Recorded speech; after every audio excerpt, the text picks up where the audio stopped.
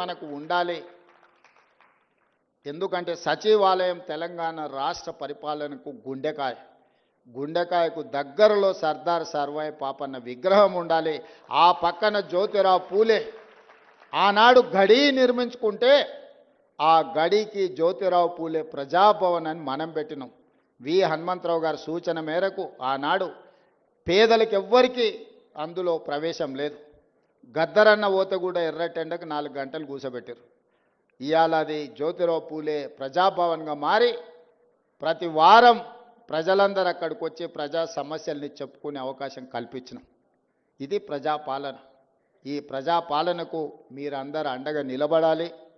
మీ ఆకాంక్షలు నెరవేర్చే బాధ్యత ఈ ప్రభుత్వాన్ని, రాహుల్ గాంధీ గారిది.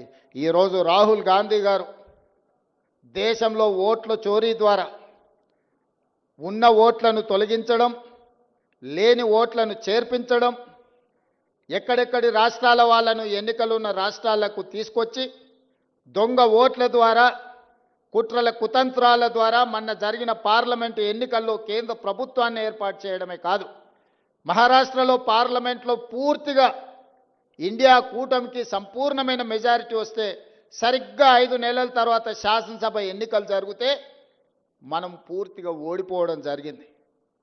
ఎందుకు ఓడిపోయినామని విశ్లేషిస్తే 1 కోటి ఓట్లు మహారాష్ట్రలో కొత్తగా చేరినాయి 4 నెలల్లో. నేను అడుగుతున్నా, 4 నెలల్లో ఏ రాష్ట్రంలోనే ఏ దేశంలో అయినా 1 కోటి మంది పుట్టగలరా? ఒకవేళ పుట్టిన వాళ్ళకు ఓటు హక్కు వస్తుందా?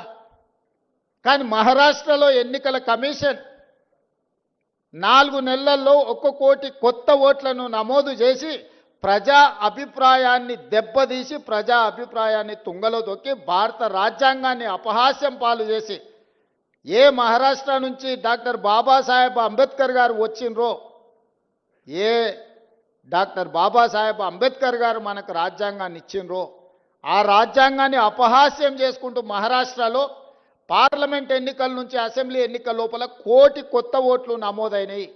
ఆ దొంగ ఓట్లే మహారాష్ట్రలో బీజేపీ ప్రభుత్వాన్ని అధికారంలోకి తీసుకొచ్చినాయి.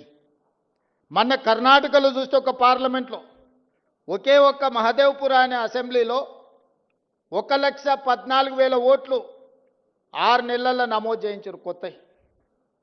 ఆ 1,14,000లలో 1,00,000 ఓట్ల పైన మెజారిటీ, 6 అసెంబ్లీలలో కాంగ్రెస్కు మెజారిటీ వస్తే ఆ ఒక్క దాంట్లో 1,00,000 ఓట్ల పైన బీజేపీకి మెజారిటీ వచ్చి ఆ సీటు బీజేపీ గెలిచింది.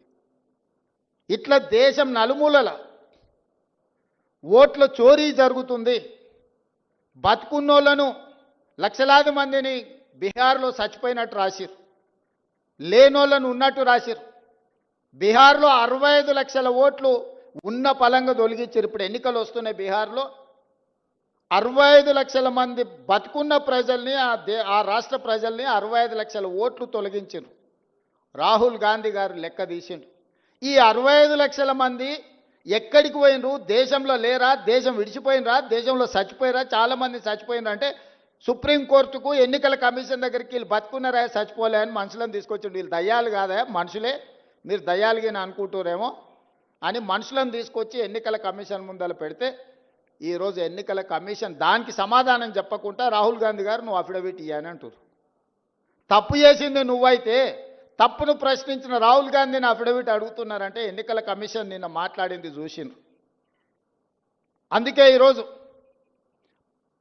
నిన్నటి నుంచి సెప్టెంబర్ 3 తారీఖు వరకు బీహార్లో రాహుల్ గాంధీ గారు 1300 కిలోమీటర్ల పాదయాత్ర చేస్తున్నాడు. బీహార్ రాష్ట్రంలో దొంగిలించిన ఓట్లను తిరిగి ప్రజలకు ఇవ్వాలని, ప్రజల యొక్క ప్రాథమిక హక్కు ఓటు.